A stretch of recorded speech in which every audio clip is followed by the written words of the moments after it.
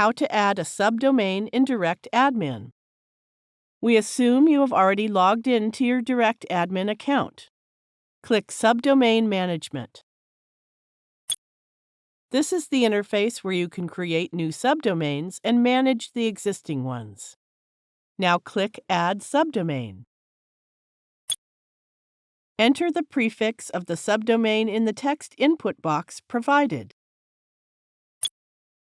Then click Add Subdomain.